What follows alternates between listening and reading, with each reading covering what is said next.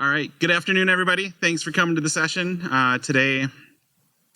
Really going to talk through the journey that we've had with our cybersecurity practices and kind of what our current threat landscape looks like and kind of how we evaluate that and look at that in our E-12 plus learning environment. So about me, just real quick, John Wetter. I'm the Director of Information Services for Hopkins Public Schools. Hopkins is a school district just on the western side of the Twin Cities of Minneapolis and St. Paul here in Minnesota. Just a little bit about Hopkins, just it's when you say K-12, so many conferences kind of take K-12 as this homogenous environment as though we're somehow all the same. Not really thinking about how you have everywhere from, a rural school district that maybe has 200 or 500 kids total in the school district. And so the tech coordinator is also the track coach and also the math teacher. And thinking about that all the way up to school districts, some of our neighboring districts like St. Paul schools has over 40,000 students in it. And we have some of our large county-based schools up even larger than that. So this is just a little bit about what Hopkins is so you understand the size that we're looking at. About 7,000 students, which gives us about 1,500, we call it named accounts for staff. And then an idea of just around, we're about a 40% FRAM school district. So an idea of kind of where we're at as far as our structure and capabilities there and our student body. Our big piece here in our student body is we are a destination area for a lot of new immigrants to the United States. We have a very large Somali population of folks literally just coming into the United States, into Hopkins. We also, within the last year, have had quite a boom of immigrants from Ukraine coming into our district, which Russian language is not a language that we had supported before this last year. And so wanting to really make sure that we're able to support students of all backgrounds and knowing we have some students that have come in with some poignant backgrounds recently that we want to make sure we support that well. We consider ourselves a destination school district in the interior suburbs of the Twin Cities metro area. So we're in kind of a second ring suburb of the Twin Cities that I consider us having about 4 or 5 rings of suburbs around that. And really focused on our Vision 2031 core values around authentic inclusivity, intentionally adventurous, optimistic innovation, humility of heart, vigilant equity, which we talk about every single day, and love. Thinking about the perspective here. So why is education being talked about now in the security realm? It hasn't been front of mind until really just the last couple of years. And for that, I think we need to take a little bit of a journey through how different verticals have experienced cybersecurity over the last maybe 10 years or so here. First of all, thinking about up front, we think of like our defense folks. They've always been a threat. That's the nature of that work that they do, all the way to the point of where, they had double-hulled pressurized cables and everything so that people couldn't get into their communications. Then commercial, thinking about some examples here, they really became a target in kind of the mid-2010s. Think about some of the large breaches that happened there, like LinkedIn in 2012, Target 2013, just down the road from us, Home Depot in 2014, MySpace in 2013, even though they didn't disclose it for 3 years, and Yahoo in 2017. Then thinking about, as we continue that journey now with healthcare and into education, healthcare, some examples there were TRICARE in 2011, UCLA Health in 2015, and then the next 12 breaches in healthcare all were in 2016 and later. So thinking about how that has ramped up in the healthcare space over the last few years. In education, this is where it It's an interesting conversation. It becomes some difficult conversations at times. We're in the business of students. We're in the business of learning. We're in the business of, an industry not prepared for this really overall. Even large school systems struggle with a threat that they can't see. There's been a lot of conversation in the United States over the last 10 or 15 years around hardening schools from outsider threats. We know the research, frankly, doesn't support that anyways. It's not an outsider threat conversation that we're talking about in the physical sense. But now we're going into the cybersecurity space where it's not a threat that anyone can see, or what that looks like, or who it is you're even supposedly defending against. So that brings us to education. We started off, and have been really up until just recently more of a collateral damage. We're not the target. Maybe as these tools come out and in use commonly, then we've been collateral damage on that in the past. But really now transitioning to where we really are the target. We're seeing focused threats now against educational institutions. We have a lot of PII. We know that we have a ton of information there and what folks are looking for. CISA, the Cybersecurity and Infrastructure Security Administration, labels school districts as target-rich and cyber-poor. So thinking about what that means, we know we have a ton of PII. At times, our data retention practices have not been good, meaning that essentially school districts have been pack rats of information. We just keep everything forever because a lot of times, even from state and federal guidance, it's not clear what you can keep for how long. So let's talk about like an email. We can keep an email for what the guidance in the state of Minnesota is 3 years. But if that email has anything to do with a IEP, 504th plan, or any other special services piece of that, then it needs to be kept for 10 years. If that email discusses anything that could be considered part of the permanent educational record for that student, then it's on limited hold. And so how do you even navigate that when you're looking at a homogeneous group of data like email? How do you actually go into that, and what does that look like? And now we're seeing the outcomes from some of that non-clarity. Just give you a second to take a look at this graph. I'm sure this is not going to be a surprise to anybody. And I kind of look at this as, the progression here is, from the beginning, it used to be the DDoS, or distributed denial of service attack, as the new bomb threat for kids to get out of taking our standardized test that day, up to, invasion of networks, into ransomware, and into data breaches. And remember, these are all the publicly disclosed numbers. A lot of experts out there and folks believe that the true number to this is perhaps as much as 10 times what the public disclosed pieces are.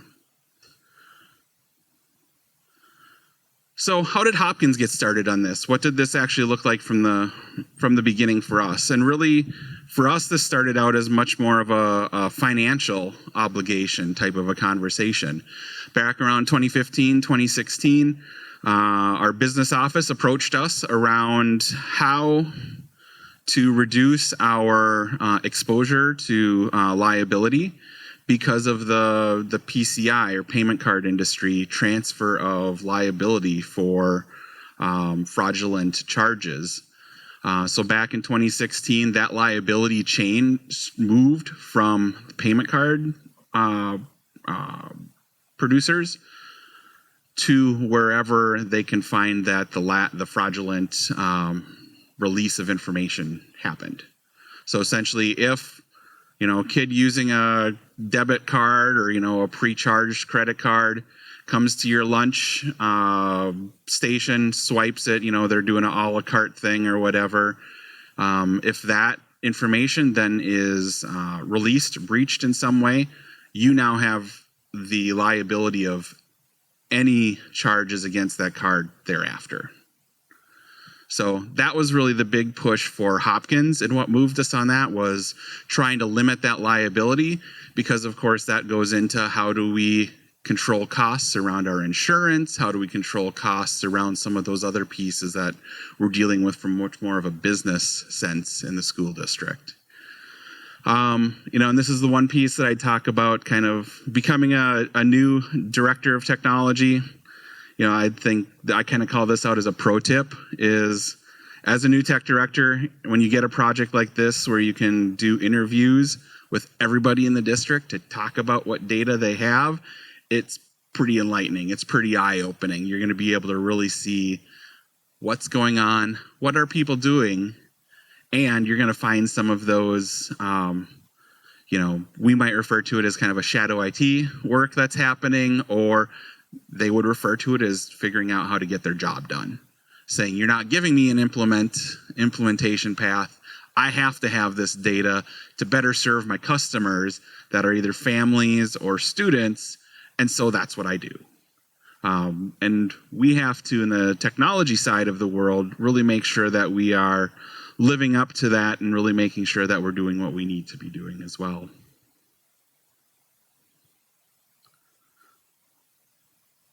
Uh-oh.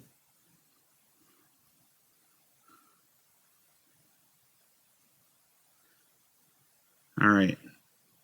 So, let's see. I think we need to go back one more slide. Actually, a couple more here.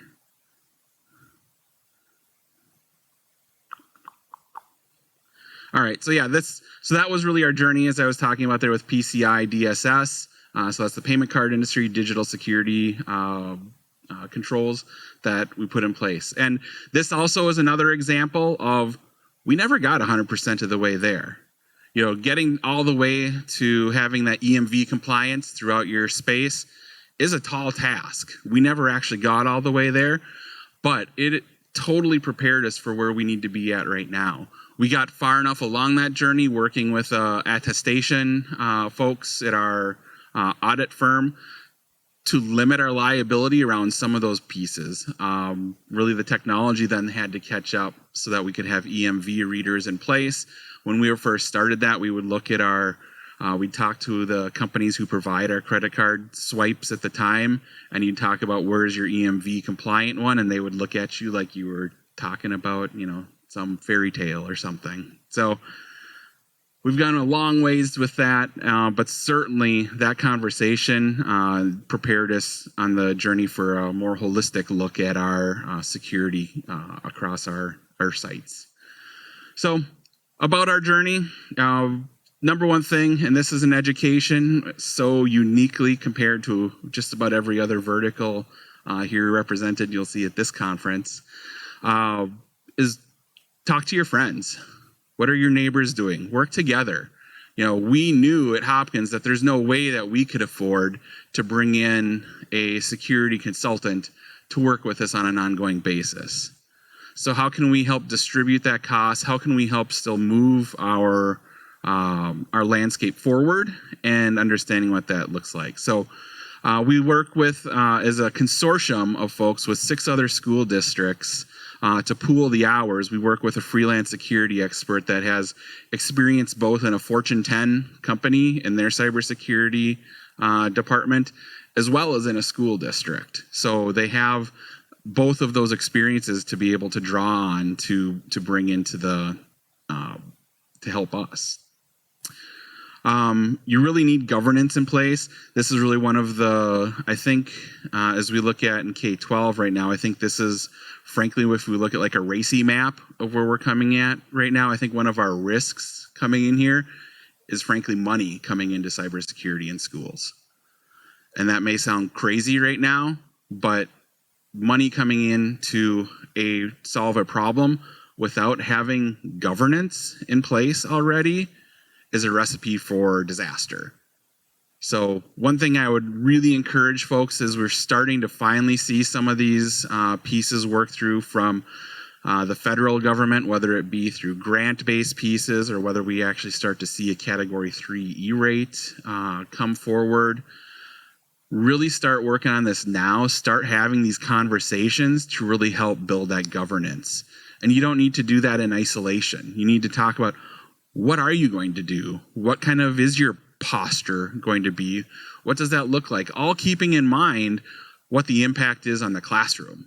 I can build you a perfectly secure network as long as no one ever uses it. But is that really where we can actually be in an education institution, especially where we're really talking about free expression of ideas and helping students learn and really making sure that we're providing every opportunity that we possibly can? We know that students are going to try things. We have an infinite pool of folks that have time on their hand and are motivated. So let's think about what that looks like. Let's make sure that we have our governance in order and how we're going to respond to situations before, hopefully, we start to see some of these financial contributions coming in to help us with, as I would say, the blinky lights part of security. And that's really got to be the entire organization. This needs to be in a lockstep throughout. Your building leaders, your cabinet, your school board really needs to be in one voice in this area.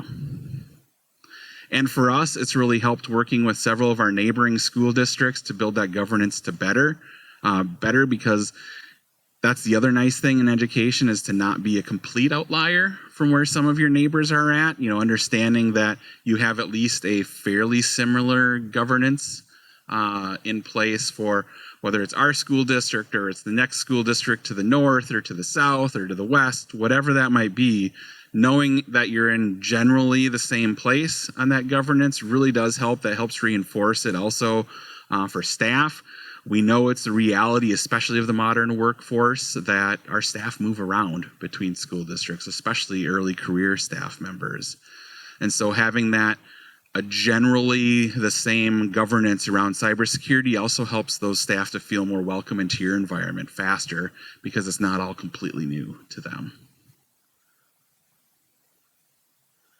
So how do we turn this risk into an opportunity? And I just briefly mentioned this in the last slide. This item is really universal. E-12 plus schools have a built-in red team every single day. Like I talked about, we have highly motivated individuals with some time on their hands. That is a built-in security red team. So what do you do with that? What does that actually look like in your environment? If you, as a technology, whether it's a director or supervisor, you as the tech person come into a space that a kid just tried something, and you come into that thinking that you're going to shut that down right now, you're coming into it with the wrong mindset, because that is not how that's going to go. Really coming in with that mindset is, frankly, all the encouragement that they need to try what's next. So think about how you're approaching that situation. Think about how can you turn some of these students into helpers. That's like the best thing I've always looked at is kids that try stuff. Those are the kids that I want to hire on my team. Those are the kids that we bring in. We have a built-in genius team, we call them, in our middle schools. We have career and technology education classrooms. Right now we have a nursing program. Starting this next year is going to be an IT and cybersecurity CTE program. So we're really hoping to also work with some of the folks that are around us, some of the companies that are even within our school district boundaries. We have a pretty cool setup of where actually 4 of the Fortune 10 companies are based in our school district. So really finding out, getting students connected to those folks and really helping work together with that as well. So looking into that from the CTE version as we build those really strong community relationships with helping those students go forward. We have 2 high school kids right now, and it's not even a class, that they're actually embedded with the security team at United Health right now and really doing great work with them. And we're excited about how can we continue to build that going forward. So what did our journey look like from a standpoint of software and kind of where we end up at for our current posture? Some of the technical pieces go into that. We've got Jamf Protect. We've had Jamf Protect in our environment for about 5 years now. We're really happy with it. It's done a lot of really good setting for us. So we use the CIS benchmarks throughout our environment. So that's really where we align our pieces to, and really helps us to build that. Now with the work that the team, both outside and inside Jamf, have done with the compliance editor now, that's like game changer type material right now. Super excited to go see that session later this week. Jamf Protect being in place on all of our Macs has really helped us to give visibility into our Apple environment. I should say in our environment, we are about a 85 to 90% Apple environment throughout our entire fleet of about 9,000 devices.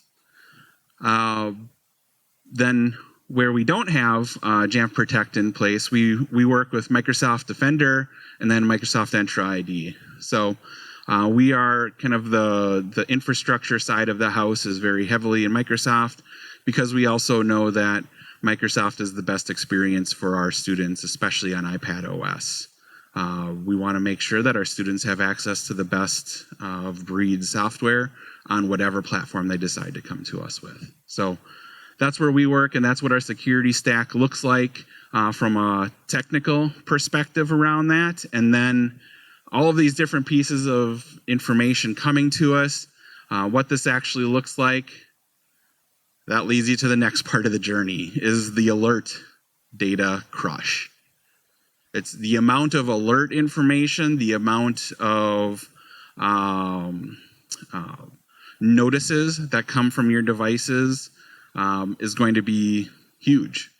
And so how do you decide how to put resources into this? And mind you, now my staff has not increased in size. My total number of FTEs hasn't increased actually since 2011. So actually just this year, I finally was able to increase my staff by 1 FTE. So thinking about that in the context also of all of these new specialties that we're needing to come into, certainly we don't have anyone who's been trained in cybersecurity. So what does that actually look like? We also know kind of the inherent piece from security in general is the more you listen, the more you hear. You know, you start as a professional, start becoming pretty paranoid around just what's happening in your digital landscape, the more you start paying attention to it. It's a ton of data. It's going to overwhelm your staff. You know, it's when you start getting into kind of this mid-level place, I think there is a very poignant inverse relationship to how you feel about your strategy and how you respond to that. So, you know, and you have to ask yourself, do you have the expertise necessary to resolve or frankly even see a threat propagating through your environment? You know, you may get a user who finally actually reports that phishing email they got. We have Jamf Protect in place, so we know if they try to open up a disk image that is not signed, or if they try to open up, you know, I can't believe it, but even just like a few weeks ago, we had something trying to be the Flash player. I'm just like, wait, what year is it? I mean, do people even remember what Flash is anymore? But maybe they do. You know, and are you even listening to what you should be listening to? All of these questions really start to swirl, and this is where you get into that like uncomfortable point of your security journey. You're seeing all this information. What do I do about it? You have, you know, perhaps you have, like we do, you know, some hours with a security expert to be able to understand that. Microsoft's tools with Sentinel are really good, honestly. Their tools, you know, that's, you know, the other session, if you were in, looking at some of the Microsoft security tools are very, very robust, but still you have to be able to navigate that, and you've got to be able to learn what do you need to be concerned about and what do you not need to be concerned about. And this is on your staff platforms as well as with your student platforms. And thinking about, it's not just about your devices, it's also identity services.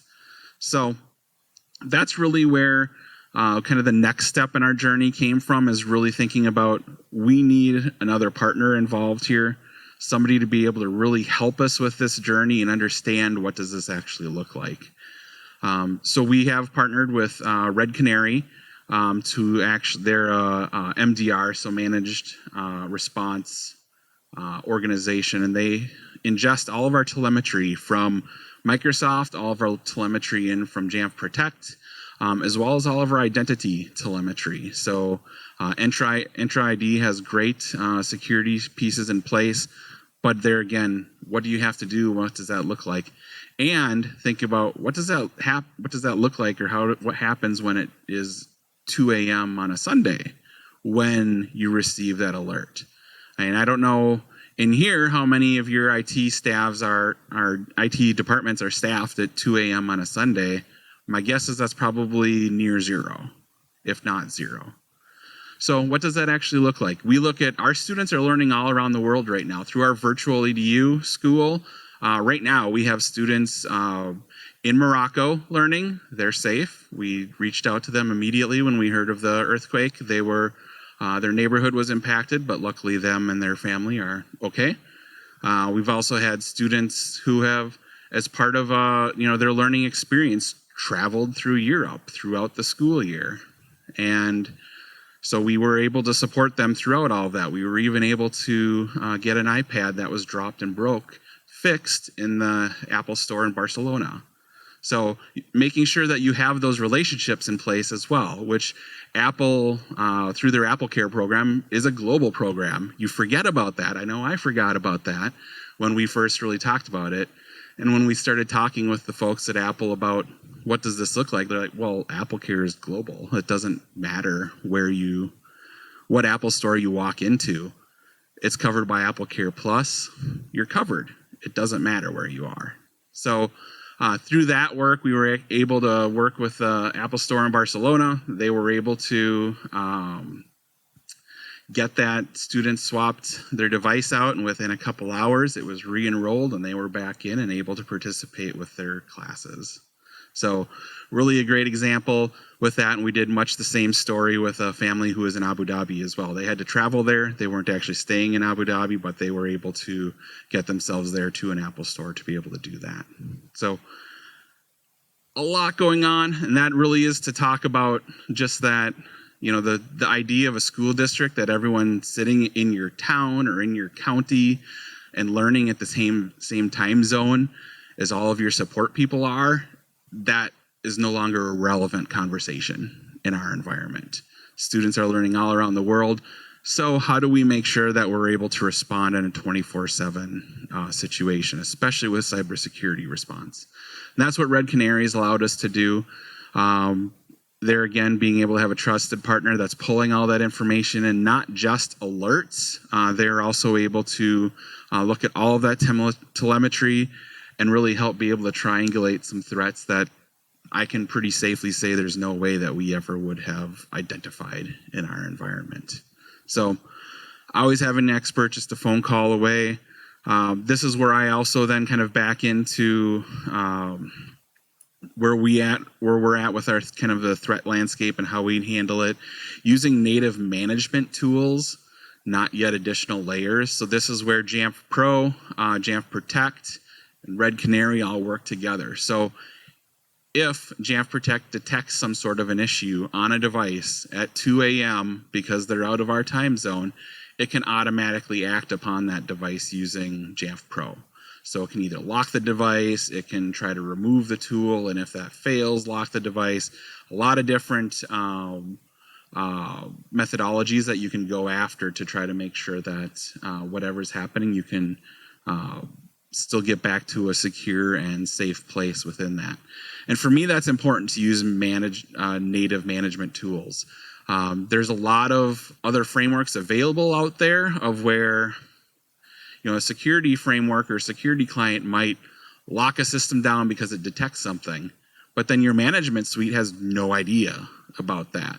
So now that person is calling your service desk and saying, my computer is locked. Your service desk, whoever happens to be answering the phone, dutifully checks in your management council and says, oh, there's nothing wrong here. And so what kind of a user experience have you just provided that staff member, and what kind of confidence have you built with them that whatever is going on with their computer is known and is going to be taken care of? So that's a really important piece that we look at, is making sure that that helps both our IT staff work with issues that might come up, and it also helps with the end user receiving a great experience. So we want them to always have a great experience. The automated playbooks, like I talked about, they're a game changer. That can be a shutdown an identity.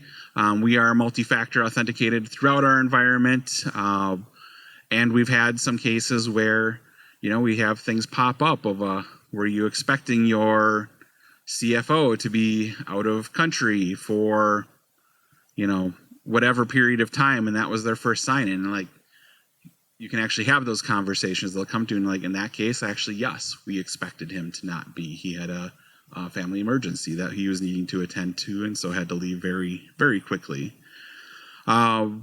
That's what that looks like, though. You're automatically getting that. And for our team with Red Canary, it also allows us, not only do you get that information then fed back to Jamf Protect and to Jamf Pro, but they can also automatically create tickets within our system, and also sends us a message right into our Microsoft Teams security channel.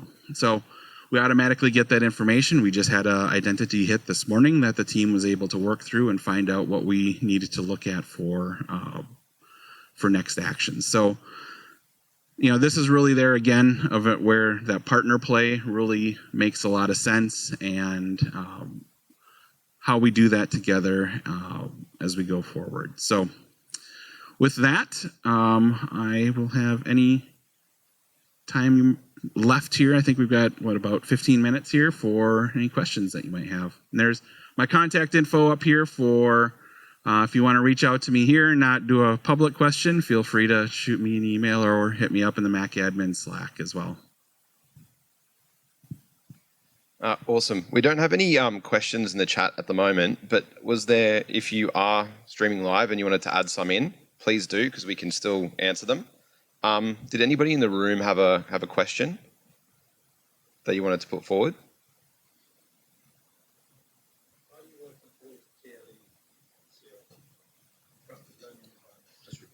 Yeah, so the question is, are we working towards the TLE, or the Trusted Learning Environment, which is they work with COSIN around trying to do that. Yes, we've talked about it. We're not currently working towards that. We've looked at kind of the evaluation. We can tell, at least from everything we have right now, we far exceed the requirements of the TLE. So that's something that we will probably take a look at here, because that goes on the other side of it, as well as app review, privacy. Privacy and security oftentimes get intertwined, and while related, they are not the same thing. And that's so important, at least in the state of Minnesota. We've had a ton of legislation in the last couple of years around data privacy pieces, but almost none of that addresses any type of security components to that. So in our app review process that we run every app through now, took us 2 years to do that, but we got them all through there. And we did disqualify some applications out of our environment. So not only do we do the state requirements around privacy around that, and that it fits with the state standards around instructional pieces, we also do an additional equity rubric lens against every single application within our environment. So we want to make sure that we are both serving that privacy component of our learning environment as well as that cybersecurity component. So yeah, we definitely have talked about looking at the TLE, and I think at this point we exceed all of the requirements for it, so it's something we probably should do.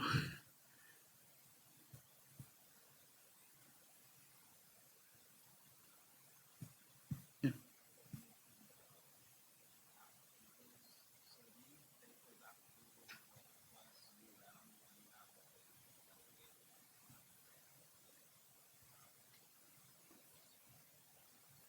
Yeah, so people can submit. So the question was, as far as that app review process, or at least that portion of our environment, do we accept those year round, or is there a schedule to it, or how do we do that? And we accept them year round, but they're only reviewed on a quarterly basis.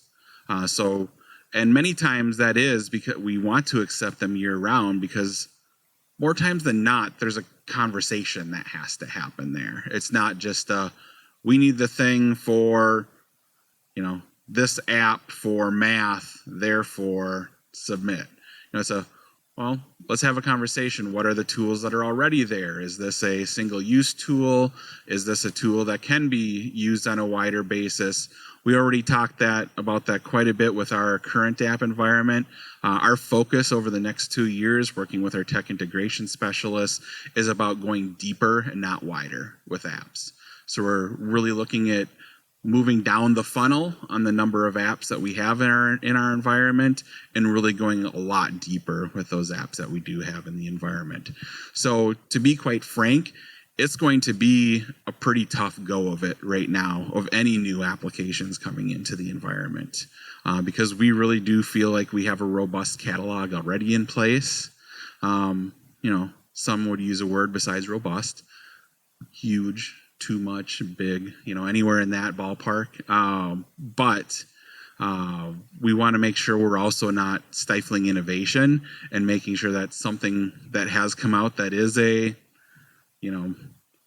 whatever killer type of an app, we want to make sure that we're still keeping our eyes open to that at the same time, while we're ensuring that we preserve the privacy of our students, and making sure that we are keeping a safe cybersecurity landscape around us as well.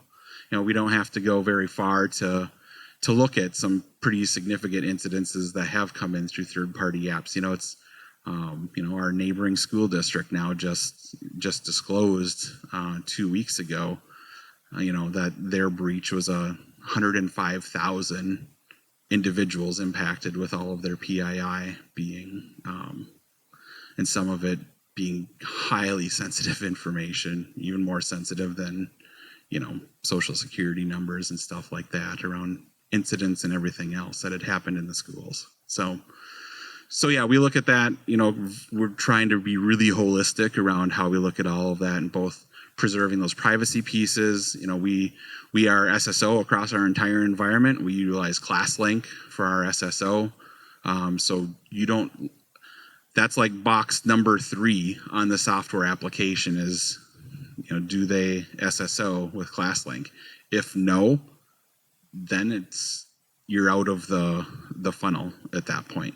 So because that authentication is important to us, and frankly also a key part of the student experience, that we're not introducing more friction of teachers needing to make classes or students needing to figure out how to log into things, because when we make it difficult for people, they figure out how to make it easier for themselves, like writing their password on the back of their iPad, or writing it on a piece of paper and putting it right under the clip of the nice clear back of the case on the iPad. I mean, you don't have to go forward very far before kids or staff figure that out. So, and with our littles, that's how we can still figure that out. So like our K2 environment, those students can utilize their quick cards for being able to log in using ClassLink as well. So we still are enforcing security standards in place, but making sure that we're graduating them up and down based upon the age of the individual involved. That was probably a longer answer than the question was for, but Any other questions in the room? We don't have any in the app. All right. Yeah.